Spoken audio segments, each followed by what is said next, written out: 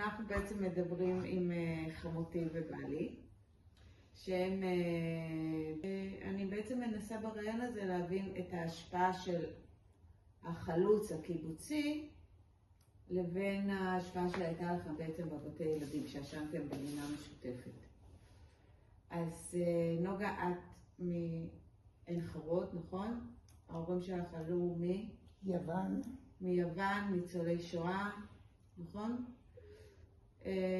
הם נרדפו, לאמא שלך היו הרבה טראומות מהגרמנים, ממה שאני זוכרת, נכון? כן, ואבא שלי היה פרטיזן.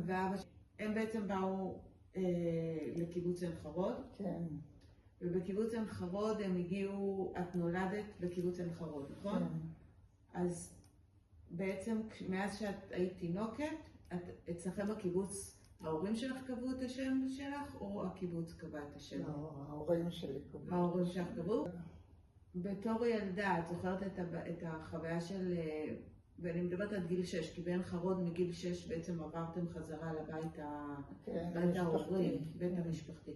את זוכרת את זה כחוויה שאת מבינה אותה? את מבינה למה את צריכה לישון בבתי ילדים? לא, אני לא חושבת שהייתה לי הבנה. זה היה משהו מאוד מקובל.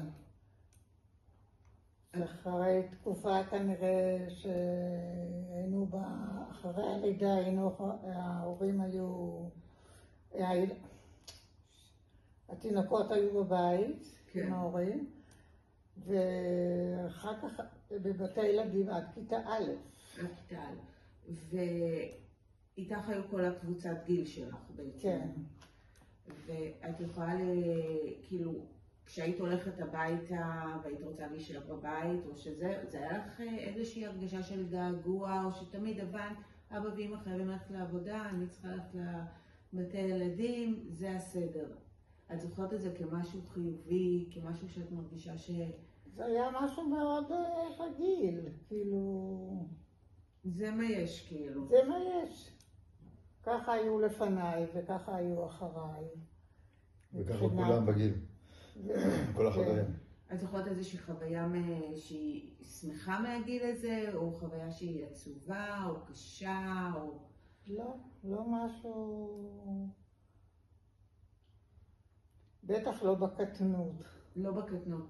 ובעצם מ-4 עד 7 הייתם הולכים להורים שלכם. 4 עד 8 היינו אצל 4 עד 8. ההורים.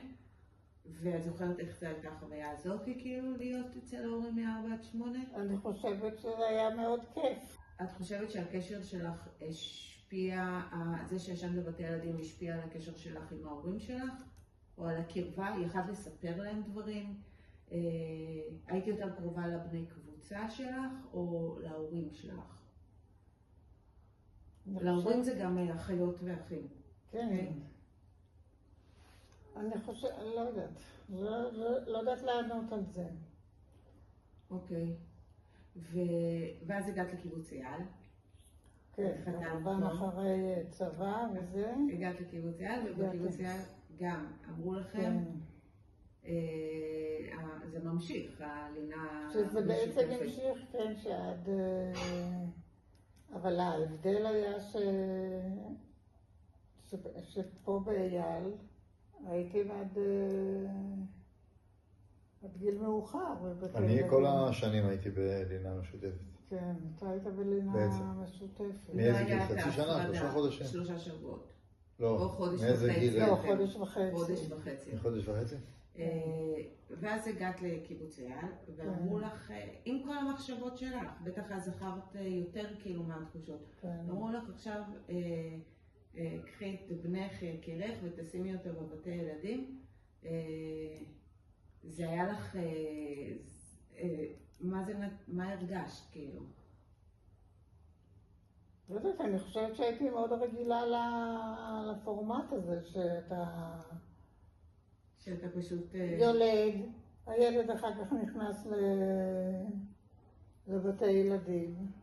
או עם מורן? מאוד השלמתי עם זה. השלמת עם זה. כן. זה לא היה לך איזשהו כזה... לא היה לי איזה טראומה. חופשת לידה שבר, כאילו אני מכניסה אותו לבתי ילדים. לא, ממש לא. אוקיי, ושמחת על החינוך בקיבוץ? כן. היה לך איזושהי השפעה על החינוך של הילדים שלך? אני לא יודעת להגיד. כן, היה די הרבה קשר בסך הכל, החצי שעה של הבאה שהיינו באי בבוקר. ואתה, אורן, כאילו, איך אתה הבנת למה אתה צריך לישון בבתי ילדים?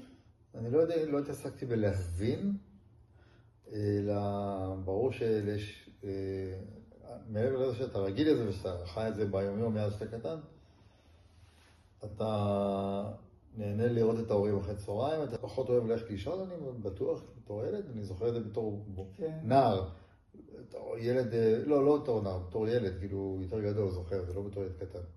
כן, לא תמיד רוצה ללכת לישון, זה ברור, פה אין ספק. איך היה לך מבחינת קבוצת השווים? היה לך... אז היה לי ילד אחד בגילי, כשהיינו קטנים היה קצת יותר, ועוד חבורה, אני הייתי קטן בחבורה, זה פחות היה סימפטי לי, אבל... היה לך מענה אבל מבחינת המטפלת שלך או ההורים שלך, כי גם אם בעצם ישנתם בבתי ילדים, עדיין היה לכם את הקשר ההורי הראשוני, זה היה... כל הזמן. בסוף אתה בוחר, אתה רוצה את אמא שלך, אתה לא רוצה את השומעת להם. יש דברים כאילו שאת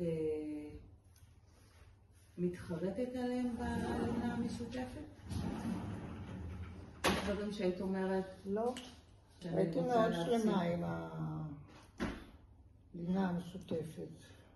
ובהשפעה של הקשר שלך עם הילדים, את חושבת שזה פגע במשהו, הוסיף משהו, חיבר? לא, אני לא יודעת להגיד. את לא... כי... אוקיי. ואתה אומרת... זה הצליח? משהו הושפע. זה הצליח לתקופתו. זה הצליח, מבחינתכם זה הייתה איזשהו... זה היה רעיון נכון לתקופה? אני חושב שכן. רעיון שהוא לא...